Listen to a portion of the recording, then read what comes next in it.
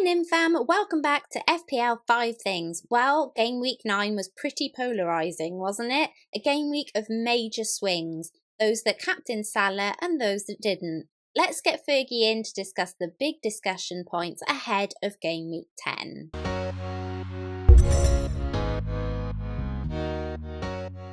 Hi Fergie, what's occurring, buddy? How you doing? Hi, Liam. Yeah, not bad. Bit of a wild end to last week with a last-minute wildcard for both of us, I think, wasn't it? Yeah, which was a bit tense, but decent week. Looking forward to this week. Flags everywhere. Flags everywhere. But what's new? It's a Halloween nightmare this week. It is a nightmare. As I said in my video this week, nightmare on Nim Street, possibly. Like that, indeed, yeah. And just when we thought, so I was in the middle of a podcast last night, and I had my team up on screen, and I was saying how pleased I was with it and how well it's set up, and so excited I was. And I got the news in the live chat that Raya, my keeper, was going to be out for 5 months. So I was like, oh my goodness, it's sod's law. Got him in for those lovely fixtures, but we'll chat a little bit about that in just a second. First of all, we'll start off with our Game Week 10 captaincy options. Now, to be honest, I'm not sure if this feature even matters anymore, because surely it's just perma-captain Salah for the rest of the game weeks left in FPL. What's your thoughts? Well, this week for sure, and especially the way that Man City ripped apart Brighton last weekend. I've been quite high on Brighton in terms of their defense, both statistically and eye test. They're really stern defense, but the way that Man City, their front three managed to get to them. Bear in mind, Liverpool's front three are much better than Man City's, front three. Then I think if anyone goes against Salah this weekend, then you could be in for a lot of hurt. I think moving forward, we say this a lot, but FPL does change every week or two. So I think it's very easy to say, perma-cap rest of the season, but form is temporary, and even though Liverpool's fixtures, are fantastic for weeks and weeks and weeks, I still think there are some options over the coming weeks, where there may be a chance to deviate. How about you, Nemi, on Salah? Yeah, absolutely. But I think it would be kind of cool that if we wanted to go outside of the pack, which most won't, but I think it'd still be good if we pick a Maverick pick this week, because there may be some people out there that are playing the game slightly differently. Maybe they have differential picks or whatnot. So what would be your thoughts if you had to choose a Maverick captaincy pick this week? I think this week, and I'm quite excited to hold him because he's in my team this week. I've got Heung-min Son in my team, and I think that Spurs at home to Man United. I'm not sure that Spurs will win as such, because Spurs' defense is not far behind Man United's. But I still think that it's going to be a high-scoring game, and I think that if you hold Son or Kane, or you're looking to bring in Son or Kane this week, and you are looking for a differential, I think they could cause them real issues, and get a couple of returns personally. Have you got your eye on anyone else? So I don't own him, but I think Mason Mount could be a good shout. So he's had 16 shots, 8 on target, 10 attempted assists and 5 big chances this season, with Newcastle up next. So he could just be a little Maverick shout, especially with that bump in confidence after last game week. So I think if I was out there, really needed a differential pick because I was playing a different kind of game with FPL, as a lot of people do, then I'd probably take a bit of a punt on Mason this week. Cool. No, I think it's a really good shout. I noticed you didn't mention Havertz. Any reason for that? Because he's in my team. I don't want to curse anyone else anymore. Yeah, I think let's just go with Mount for now. Go with Mount. Let's just leave Havertz. Yeah. I do think Havertz, if he plays this weekend, has got a good chance of some returns as well. But Mount is clearly the man in form, isn't he? Yeah. All right, let's move on to discussion point number 2, and it's about discussing Manchester United assets. Now, the last couple of game weeks, we've discussed shifting them on, and there's been no real discussion around that. They haven't looked great. It's been time to get them out of our teams. However, there's a bit of a fixture turn about to happen in the next game week or two, and to be honest, for me, it's looking at whether we go towards somebody like Spurs, who haven't exactly looked particularly brilliant, or whether we go to United, who also haven't looked particularly brilliant, Or do we take a punt on both given their fixtures? So I just kind of wanted to get your feedback on all of that situation. So I thought about this all in depth late last week when I was plotting my wildcard team, because up until this point, I've never felt when using the wildcard that we were able to plan for the long term. And a thing in FPL, which I think is an underrated tool we have actually, or something maybe we don't think about enough, is being able to give ourselves options in the future. Yeah. So I purposely brought in Son, with Spurs run. But what I also kind of did when plotting my team is give myself a route to Kane as well. And then Kane is a natural kind of fall guy then for Ronaldo a few weeks later. Yeah. Now, I'm not saying that definitely going to go to Kane, because as you say, Spurs don't look good. Even though the next two fixtures, actually, if you think United have just conceded 8 league goals in their last 2 games, and also Everton conceded 5 against Watford last weekend before they go on this run. I do fancy Spurs to turn a bit of a corner and do well. So got the flexibility within the team to get them in.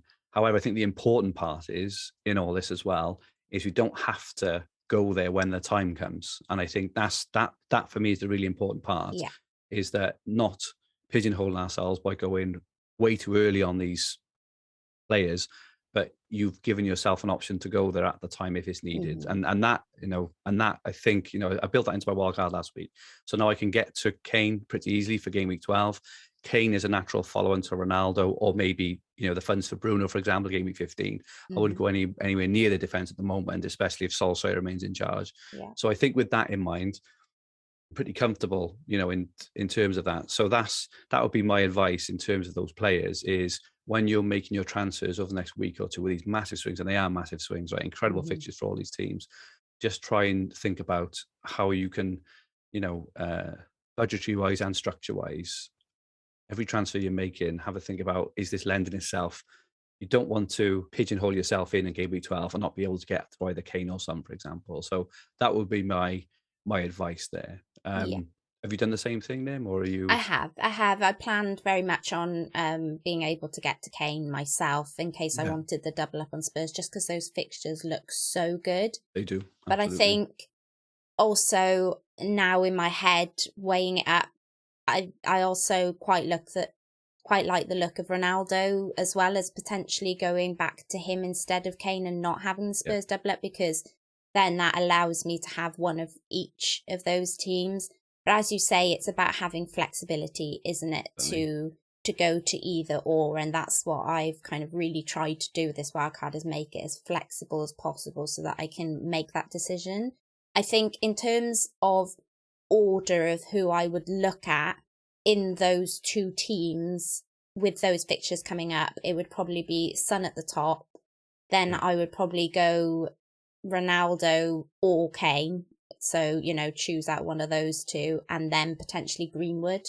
So they'd be kind of my top picks out of those teams with that fixture swing in mind. I agree. I think the only thing I'd add as well, and it's a decision to be nearer the time as well, because I've got Son. If Spurs aren't looking that good, I personally don't like spending like 12 plus million on players that I'm not going to captain. And if Salah is still on form in game week 12, they're home to Arsenal, and his record against Arsenal is really good. They I know, apologies. They always put Arsenal, to the sword, right? Yeah. And I'd be reluctant, I think, to bring in Kane for that amount of money, maybe take hits to get him in, just for example, to not captain him. And, it's the same for Ronaldo in game week 15 or 16 as well. Maybe this is where we go to Greenwood. If we're going to captain Salah, I think we can afford to go for the cheaper alternative. Even if Ronaldo scores a goal or 2 in a couple of games, great. It is good points, but for what it does to the rest of your team, I'm not sure it's worth it in the longer term. So, yeah. Absolutely great stuff. Well, let's move on to number 3 then. And as always, it's who is our player that if we owned this week, we'd ship out. So, who are you getting rid of, Fergie? Who's going out in the spooky Halloween week for you? I made my transfer early, and I'm not sure if I'm going to regret it or not. Did we make the same transfer? Who'd you go for? I saw your tweet on Saturday night. Yeah. And I was having an hour in, and then so I took, and it's only because I had the exact money, so I took out Rafinha for Foden on Saturday night. I think a lot of people did the same, didn't they? Yeah, a lot of us did the same. Yeah, because Rafinha left the stadium on crutches and in a protective boot, and I looked at Foden's price, who just demolished Brighton. Yeah, and he was good. And I had the exact money to move from Rafinha to Foden. I was like, oh goodness me, if I don't do it now, I won't be able to do it this week. And exactly. I have made a transfer on a Saturday I'm not even sure. I can't even ever remember a time in FPL that I made a transfer on a Saturday before. No, but it's purely because even for you. But purely because I had the exact money. I know that Foden was rising that night. So if I didn't do it, I wouldn't have been able to do it. Yeah. So I did it, and I took the plunge. Now Rafinha looks like he may be fit for the weekend against Norwich. However, I would just say, and maybe we can touch on this a little bit more in our last point. Yeah. He's gone, and that's it. And whenever he does, but it doesn't matter because we made our decision, and you need to stick by it. So I wouldn't advocate taking him out per se. I think if there was a way of keeping him, I would have liked to keep him for this week against Norwich. But Leeds just haven't looked good. They haven't scored many goals at all. And I think Foden has a higher upside regardless, especially over the longer term. So, and just, anyone else other than that, it's down to injuries, right? So, Ray, I saw Ben White went off last night. I saw Spilicueta has got a shoulder injury, even though he might be back for the weekend. I saw Christensen had a problem with his teeth. You just look at all these plays, just like, goodness me, it's just never ending. Vardy, oh gosh. Vardy's a massive one as well, So crazy. I was very lucky because I was contemplating with Vardy over Son in the wildcards. And I'm glad I went Son because that would have been another fire to fight there. So, Agreed. What about yourself, Nim? Who are you? Who are the player or players you think they're getting rid of? So I think touching on Raya is probably something we should do because there will be a few people out there that will have wildcarded him in, or at least got him in for the great run of fixtures around the corner. Feel a bit dirty going back to Sanchez, if I'm honest. And I think I'm quite lucky because I've got Foster, who has Southampton this week, so I can play him this week and then move Raya on the week after, as I've already made that very early Saturday move, as we said. I'm not against anyone taking a -4 in this particular situation because it'll be a long-term move. Raya is out potentially for 5 months. So it's not like you're just switching your goalkeeper for 1 week. I think potential options, you could go back, as I said, to Sanchez. Ownership alone, you're covering yourself. Brighton looking good in defence, all of that jazz. I'm potentially considering McCarthy because I really like his good run of fixtures coming up. Plus, he's only kept one less clean sheet than Sanchez at the moment, so I think he's a potential option too, and Gaeta also. Ramsdale, I'm still unsure about. I mean, Leno played incredibly well last night, and that's a lot for me to say that. So I'm not sure what happens when there comes to any more kind of, I guess, cluster of games, whether Arteta will look to kind of keep one fresh and rest one and stuff like that. So that's why I kind of have shied away a little bit from Ramsdale, even though I really like him as an option.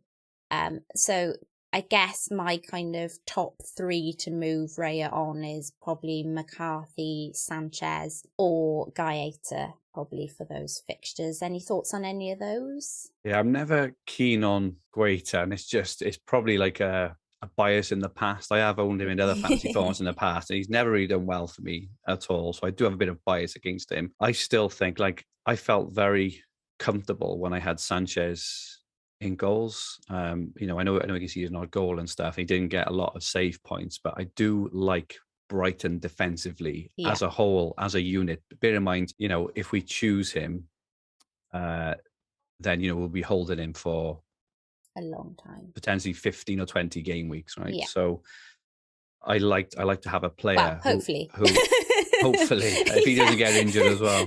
I'm sure that's what he said about Raya. Yeah, well, but I think my pick is Sanchez, and one of the reasons I went for Raya over Sanchez actually on the wild card, because I was quite stuck with who to go for. But Sanchez is 2 immediate fixtures with Man City and Liverpool. Yes. And obviously he's played Man City. He's got Liverpool this weekend. You can play Foster or play whoever you got this weekend. But from next week, Brighton's fixtures improve massively. And so they go Newcastle, Villa, Leeds, West Ham, Southampton, Tottenham, Wolves. They have a really good long-term run of fixtures, Brighton. Okay. So I think he's probably my keeper of choice at the moment. I do like Ramsdale, but I always think for keepers that make lots of saves, they're making lots of saves for a reason, and that is because generally the defense isn't very good, and that's the feeling with Arsenal. Yeah. So yeah, there's obviously I think Fernandes is the Brentford backup keeper as well. I think and I was that hoping gives us he'd be 4 million. Doesn't it, to have a look this week? It does, because I think also looking at funds and stuff, I'm not sure if Raya will drop. Yeah, that's my worry too. Or Sanchez will rise, but I'm not willing to take a hit. So I think that if they do, that just may force a decision next week in terms of we go to Fernandes maybe from Brentford, or go to another option. Yeah. Based on that. I think I'm very much in the same thinking. So probably out of the couple that I'm looking at, Sanchez is probably top of that list. But if I can't afford him because he's gone up or down, which I think he's around 10% owned. So I'm hoping most of those people that own him will have Foster's backup, and with all the other flags, problems. Exactly. Yes, this week I'm kind of hoping that he can survive that particular drop this week, and just hopefully that most others will be looking elsewhere for other potentially more expensive keepers, and really not really pay much attention to Sanchez, so that he hopefully doesn't go up. It's risky, but I feel comfortable kind of having McCarthy as a potential, good backup there at that 4.5 slot. So the only thing with McCarthy is I'm not sure I'd be comfortable with double Southampton. It is McCarthy and Livramento. That's true. The other option is potentially just to go to Backman, because that secures you for the next 20 game weeks, because if Backman or Foster, we're not really sure who the number one is, but if one of them gets injured or loses their place, you've got the other one. Now I know that Watford's defensively not the best at all, but it just is another option. Those who are looking for different sorts of options. I mean, hopefully this helps anyone on their wild card as well, like in terms of like if they were considering Raya as a potential option instead. Yeah. But what I will say on the double up with Livramento, and I don't know whether it's the same with you, Fergie, but I always seem to bench Livramento, so it's not. At least I'm getting something of that Southampton defence, even if Livramento's on my bench. That's a good point, actually. That is a good point, and I think that if Livramento was like 5 or 5.5 million, I still think his ownership would be reasonably high because of how he's performing. I do think we have a bias, is that because he's like a 4 million, even though he's 4.4 million now, because he's a 4 million defender, we just think, just check him on the bench. But he's outperforming a lot of very good options, on his own merit and in his own right, isn't he? So. Yeah, absolutely. And just like to touch on all the other players that are flagged at the moment, what I would say to people is that a lot of them, including people like Vardy, White, Rafinha, all of that sort of stuff, I think, because this will be going out on Thursday, you'll know a lot more today and tomorrow on those. And I think quite a lot of those flags won't be there come the weekend. So just like, wait for those, pressers before making any major decisions. And like being batchizzle on Halloween week, like myself and Fergie. Okay, moving on to number 4. We've discussed who we get rid of, but let's chat about who we'd get in. So anyone other than Foden, I guess, because we've both already done that this week, that you would consider, Fergie.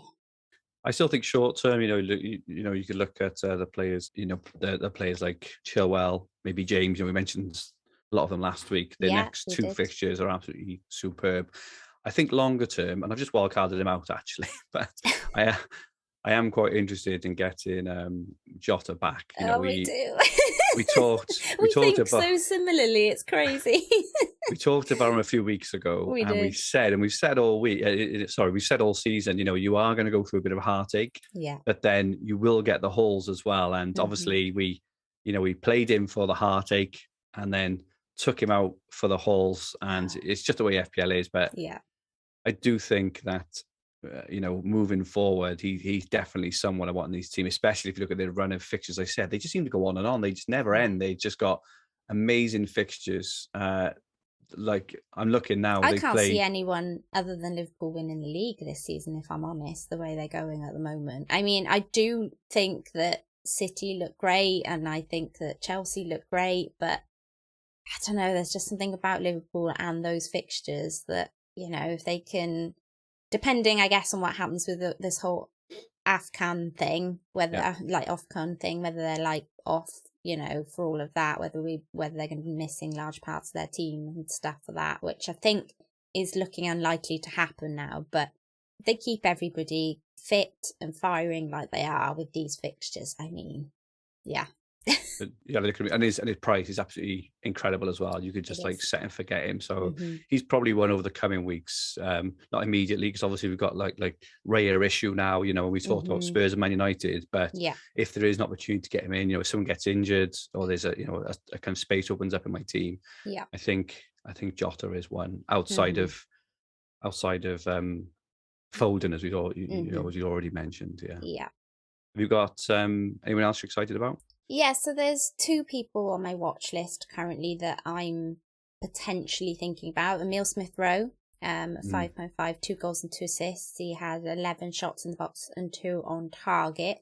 So he's looking really good. And I quite like the look of Hwang as well for that potential third striker spot. 4 goals, 7 shots in the box, 4 on target, expected goal rate of 2.12. So nice. Yeah, I quite like the look of him as well, because both those price points are really nice price points, and they're a good way to potentially get easy points, hopefully. So they're kind of on my watch list as a potential Havertz replacement in order to kind of that's Emile anyway, but if I went with somebody like that and I freed up some cash, then if I wanted to go back to having 3 up top, then Hwang would definitely be in my thinking. But we're smashing it out of the park with some of these picks, and you went for Chilwell last week, and he definitely repaid us both, because I think we both got him in on our wild card last week, so good times on that. Okay, lastly, let's move on to our 5th and final discussion point. A bit of a heavy one. It's been banding around in the FPL community this week quite a lot, and it's about mental health in FPL. I've just seen so many accounts taking a break from FPL social media recently, and I think, the whole massive swings of Salah captaincy, as I mentioned in my intro, didn't help much. I know we've had a little chat about this already on Rubber Ducky's spaces, his amazing spaces late at night. But as someone who plays several fantasy football games and creates content, how do you deal with all the FPL negativities, Fergie? Well, the first thing I do still, so when I was kind of, building up a following on Twitter, at first you don't really know who's following you, who you're following as such. You just follow FPL accounts, you just listen and observe and whatever else. But I think the kind of more you understand it, and the more you realize what makes you happy, I just surround myself with positive vibes. So anyone who tweets something which I think, why have you tweeted that? That's just really, really unhelpful. That's not helping anyone.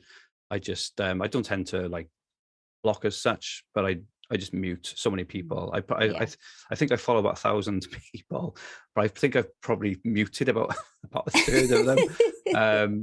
Because when you go on social media, you shouldn't be going on thinking, oh my goodness, you know, kind of what am I going to see? You know, like the beef and the drama and all this stuff. Yeah. It's not for me. I'm too old for all that now. You know, I come on to play fantasy football and discuss fantasy football and nothing more. Yeah. And so I just mute. And the kind of people I work with, you know, obviously do a bit of work with you here, you know, work with like, you know, all the people I work with are all very, very kind of positive people who just want to look at the kind of brighter things in life and not get kind of swallowed up in all the crap. So that's definitely a first thing I've done. I've mentioned this a couple of times, and it's so easy to say that you've got to be able to do it, and it's being comfortable with your decisions and just not and just as soon as you make your decision and you know and the deadline goes, even if the player you took out, right? So you're looking at Rafinha this weekend. Rafinha goes and bangs in a couple of goals this weekend.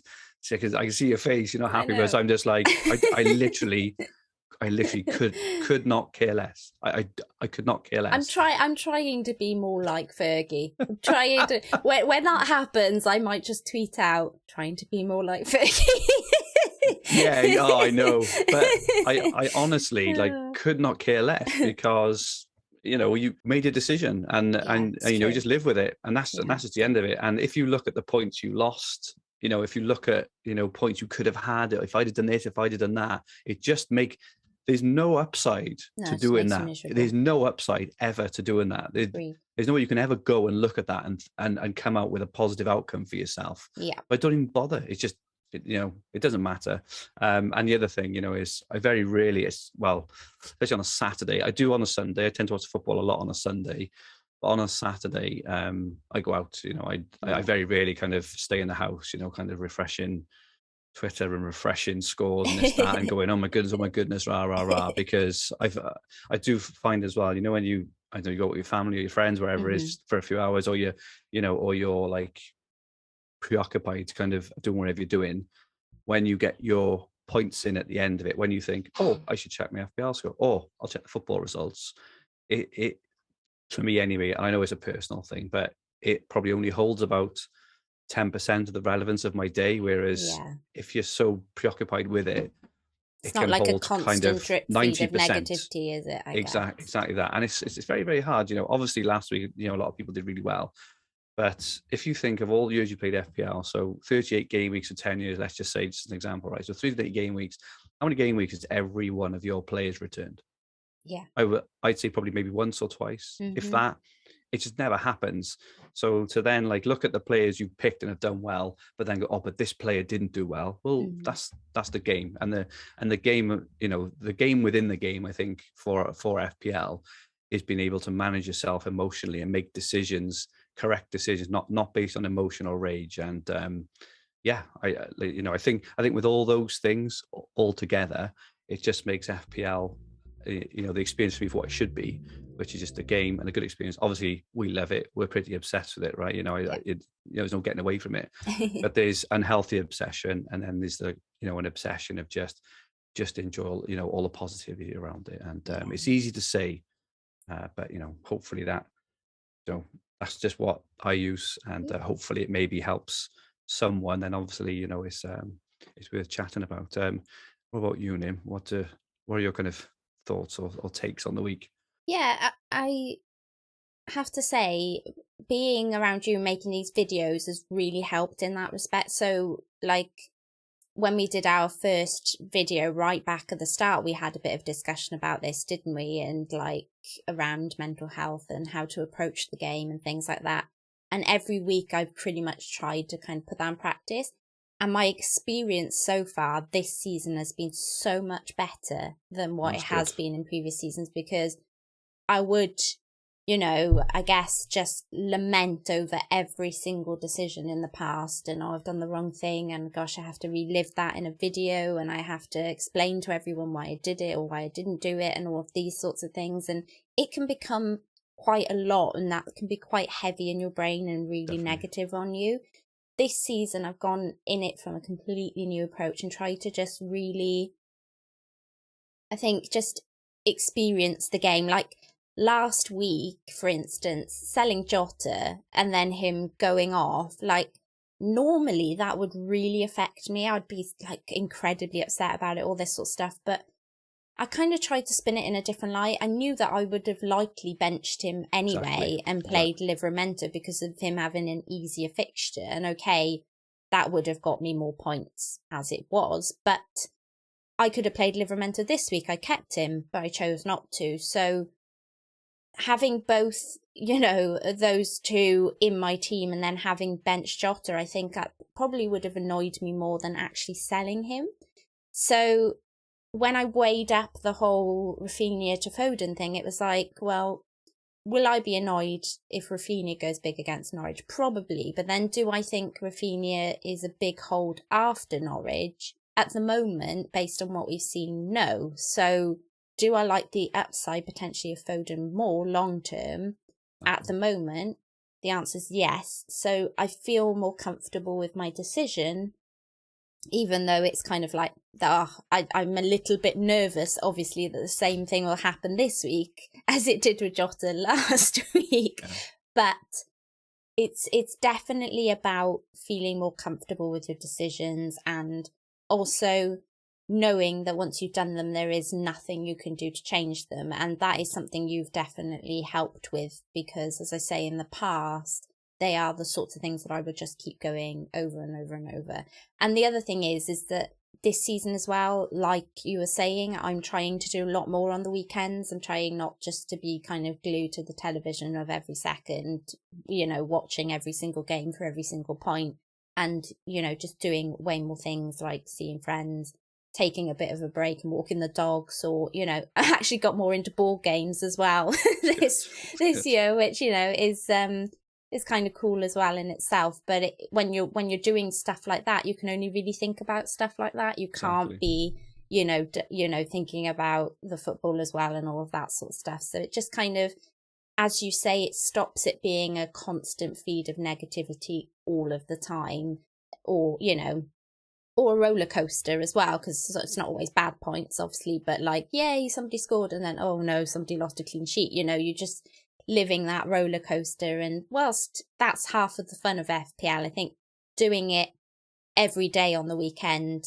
every weekend, hasn't worked out well for me mentally. So I'm trying now just to kind of, I guess, just only do it here and there and enjoy those moments then when I have them, as opposed to them being like all consuming, I guess, is probably, yeah.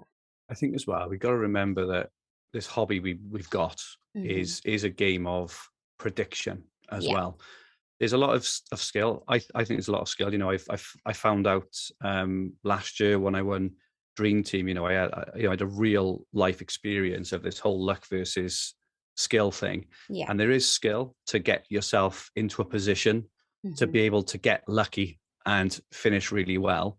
If you don't play sensibly, you probably won't get yourself into a position to have that little bit of luck to be able to do well or not. But in terms of like this hobby compared to other hobbies, so you mentioned like all games, if I think about what I play, like football and snooker and pool and stuff, they are games that you can improve on tangibly in terms of your technique, maybe in terms of hitting a ball straighter, hitting it better, working on the weight of your pass, working on the weight of your throw, or whatever it is. Whereas in this game, it's a predictions game at the end of it. It's what it is, and all you can do is use all the information available to give yourself the best chance of being lucky. Agreed. And that is it. And that's a big difference, this hobby from other hobbies, I think, is people think, I'm good at FPL or I'm not good at FPL. All we can do is put ourselves in the best position possible to get lucky. And that's all we can do. And I think that's why I'm quite blasé about the whole thing, is because I've had really good ranks in the past, had bad ranks in the past. But in terms of the way I play, it's just predictions. It's like predicting the scores every week. So when you're predicting Premier League scores every week, if I played against you all season and we were predicting them wrong every week, we wouldn't be thinking, oh, I'm so unlucky. It would just be, well, it just is what it is. Yeah. I think that's the whole that's the whole ethos I put into this game, is just, well, I guessed, I've put myself in the best position I can. and that's all I can do, and that's Yeah. it. So, but no, it's it's great to hear that you're having a much better FPL experience, and I think a lot of people can kind of learn from that, in what you've kind of put into practice to try and improve your weekends and improve your the way you just enjoy and play the game.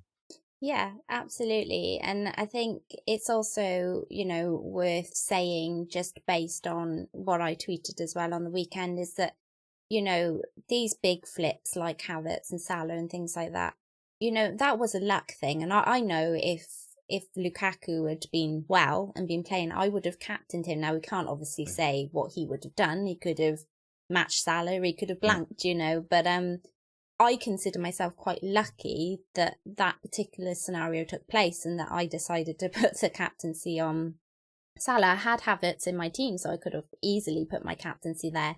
So I just kind of think it's worth reminding people that based on that setup, you can really read all of the information. You can take information from here, from all of the great pods that are available.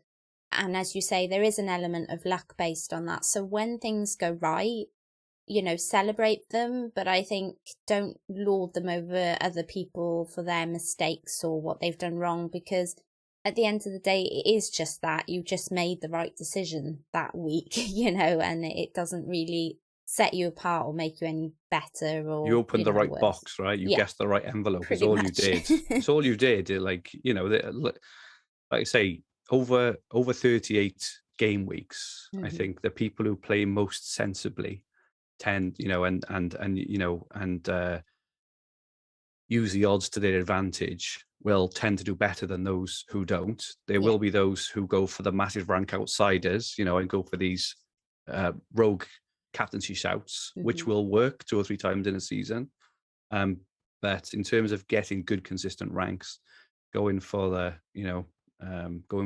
sensible option will likely yield you more. So, yeah. Agreed. Oh, okay. That was quite a good discussion. Hopefully that helps some of you guys out. But that's it for our 5 things for Game Week 10. Have a spectacular Halloween weekend. Get out and about and enjoy, the autumn weather, those fires and those pumpkins and those hot chocolates. Let us know your thoughts in the comments below, because we love to hear from you. If there's anything you'd like to hear us discussing in the future, or any thoughts on the process of the video, let us know. We are open to any comments and growth here. So you can find a link to Fergie's Twitter page in the description below. If you've enjoyed the video, then please do like, share and subscribe. So it's goodbye from now from me and goodbye from Fergie. Best of luck everyone for Game Week 10. Thanks for joining me, buddy. Nymfria times Fergie.